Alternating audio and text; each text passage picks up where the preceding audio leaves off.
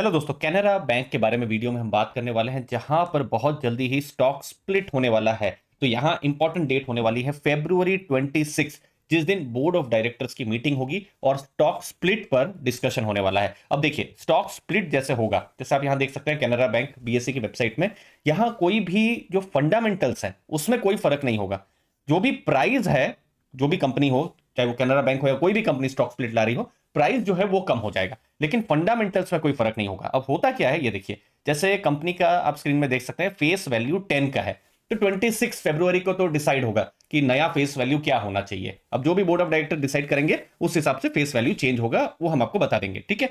लेकिन इंपॉर्टेंट चीज है, कोई भी यहां पर फंडामेंटल चेंज नहीं होगा। जो नंबर ऑफ शेयर्स है वो बढ़ जाएंगे और जो शेयर प्राइस है वो कम हो जाएगा। अब क्या शेयर प्राइस कम होगा, क्या रिकॉर्ड डेट रहेगी, वो सब डिटेल्स बाद में आएगी। तो अभी फिलहाल इंपॉर्टेंट डेट February 26, जिस दिन मीटिंग होने वाली है, वो यहां पर रहने वाली है। और जो कैनरा बैंक है उनका हिस्ट्री में पहली बार ये स्प्लिट हो रहा है। नहीं तो डिविडेंड और राइट्स ही हमने को देखने को मिला है, लेकिन ये स्प्लिट पहली बार हो रहा है। तो इंटरेस्टिंग रहेगा यहां पर क्या रेशियो में स्प्लिट कैनरा बैंक की तरफ से होता है। अब कैनरा बैंक का बिजनेस, फाइनेंशियल्स, वैल्यूएशंस, डिविडेंड, इन सब के बारे में हम डिटेल में समझते हैं दोस्तों। तो भारत में फोर्थ लार्जेस्ट पीएसयू बैंक है और मैक्सिमम ओनरशिप, चूंकि पीएसयू नाम में ही है, गवर्नमेंट की ओनरशिप है 62.9% की। लेकिन पास्ट में एक बहुत ही वोलाटाइल बिजनेस का परफॉर्मेंस रहा था। कैसे रहा था आपको मैं यहां पर कुछ डेटा से समझाता हूं। आप यहां पर देख सकते हैं 2000 फॉर एग्जांपल 18 में, आप देखिए 2018 में ये प्रॉफिट एंड लॉस का डेटा है। देखिए कंपनी का या जो बैंक है उनका लॉस था, फिर थोड़ा सा 19 में थोड़ा सा प्रॉफिट हुआ, 2020 में फिर से लॉस देखने को मिला। लेकिन लेकिन लास्ट फाइनेंशियल ईयर 10,000 करोड़, ये देखिए मार्च 2023, 10,000 करोड़ से ऊपर का उन्होंने प्रॉफिट किया। तो एक वोलाटाइल पास्ट, लेकिन धीरे धीरे अब बड़ा प्रॉफिट कैनरा बैंक की तरफ से देखने को मिल रहा है। इनफैक्ट बीच में एक मर्जर भी हुआ है जहां पर कैनरा बैंक और सिंडिकेट बैंक दोनों ही मर्ज हुए थे। अब प्रॉफिट हमको स्ट्रांग देखने को मिल रहे हैं जब हम कैनरा बैंक के बिजनेस की बात कर रहे हैं। अब ये टोटल बिजनेस एनालिसिस है, तो पहला नंबर जो है वो हम देखेंगे, वो है कैसा डिपॉजिट का डेटा है। तो डिपॉजिट में जो कासा का जो डिपॉजिट है 5% ग्रो हुआ है, 31.65% कासा रेशियो है, जो कि बहुत ही स्ट्रांग नहीं है। जनरली किसी भी बैंक का 35% से ऊपर या 40% से ऊपर कासा हो तो बहुत अच्छा माना जाता है। लेकिन यस, लास्ट कुछ सालों में एफडी के रेट बढ़े हैं, तो फिर हमने देखा है कि एफडी की तरफ जो कस्टमर्स हैं उन्होंने ज्यादा रुख किया है, तो ओवरऑल ये भी समझ में आता है। बट स्टिल ये जितना बढ़े उतना अच्छा, बट 31.65 फिर भी आप मान सकते हैं, इससे भी अच्छा हो तो बहुत अच्छा। लेकिन ओवरऑल आप डिपॉजिट और का जो ग्रोथ है वो 8.55 देखने को मिल रहा है, जो कि एक्चुअली में सिस्टम लगभग 9-10% के आसपास से ग्रो हुआ है। तो ये और ज्यादा ग्रो हो तो अच्छा है, बट ये डिसेंट नंबर है। नेक्स्ट नंबर है, बैंक को मिल तो गया डिपॉजिट, लेकिन बाद में बैंक ने लोन्स भी प्रोवाइड किया है। तो लोन्स में उन्होंने एक अच्छा ग्रोथ किया है, लगभग 11.69% का ग्रोथ किया है।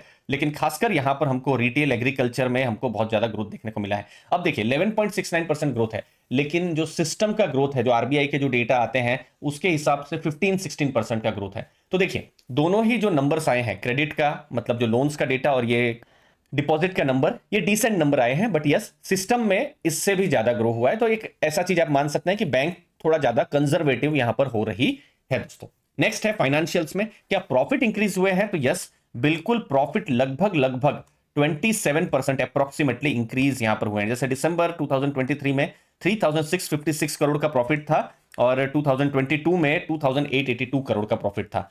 आप इंटरेस्ट इनकम देखेंगे, वो भी 9.5% इंक्रीज हुआ है। तो ओवरऑल ऑपरेटिंग प्रॉफिट इंक्रीज हुए हैं, स्ट्रांग हुए हैं जब हम कैनरा बैंक की बात कर रहे हैं दोस्तों।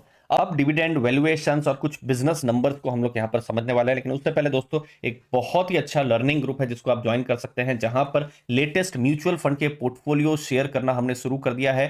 4,300 से बड़ा का ये कम्युनिटी है, जहां पर passive income, personal finance, business analysis related content आते रहते हैं। मुझे उम्मीद है आपको भी वैल्यू जरूर मिलेगी दोस्तों। डिस्क्रिप्शन में मैंने लिंक को दिया हुआ है। अब डिविडेंड की बात करते हैं। तो देखिए डिविडेंड एक्चुअली में बैंकिंग सेक्टर में देखना सही नहीं है। उसका मैं रीजन भी बताता हूं, क्योंकि बैंक्स जो है बहुत हाई डिविडेंड पे आउट के लिए नहीं जाने जाते हैं।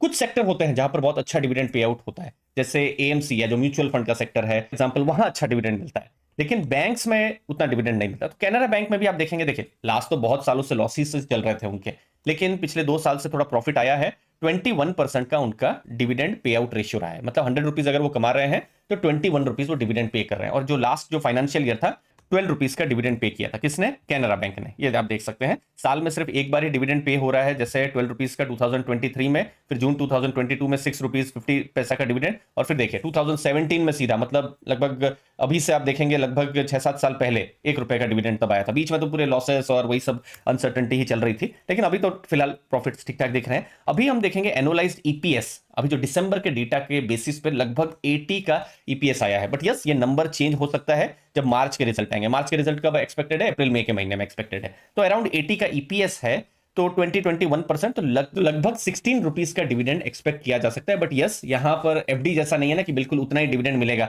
यहां पर प्रॉफिट भी इतना ही होना चाहिए 80 के आसपास जो ईपीएस है। अगर उससे ज्यादा हो गया तो हो सकता है ज्यादा डिविडेंड मिले, लेकिन उससे कम हो गया तो कम भी डिविडेंड हो सकता है। और बोर्ड ऑफ डायरेक्टर्स भी अगर अगर जैसा है 20-21% के आसपास रहते हैं तो 16 का डिविडेंड का एक्सपेक्टेशन रख सकते हैं। बट अगेन, ये अप्रैल मई महीने की बात है, ये जस्ट मैंने एक एस्टिमेशन आपको बताया है।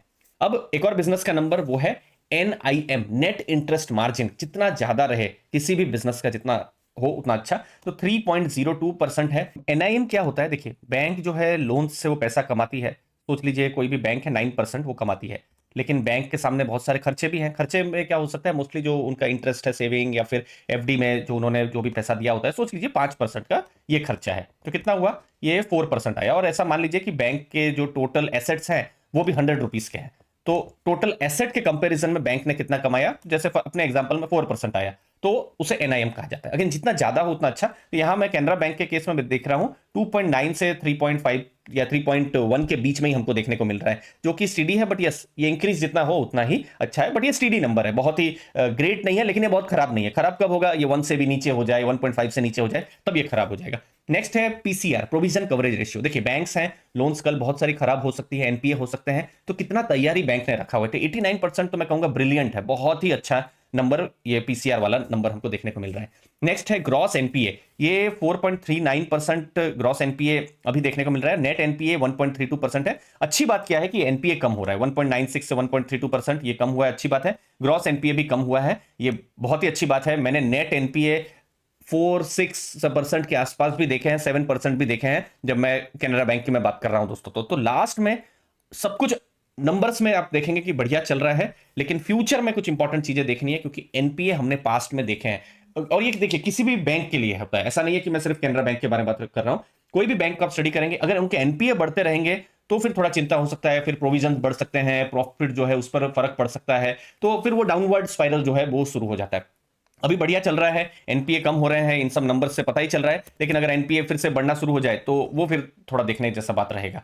तो फ्रेश एनपीए ना हो वो एक अच्छी बात है। बाकी बिजनेस में मैं देख रहा हूं कि थोड़ा सा जो सिस्टम है इससे भी ज्यादा ग्रो कर रहा है, तो हो सकता है प्राइवेट बैंक्स या फिर दूसरे भी पीएसयू बैंक्स शायद इससे भी ज्यादा ग्रो कर रही हो। जैसे डिपॉजिट जो हमने नंबर देखा 10-11% से सिस्टम का ही ग्रो हो रहा है।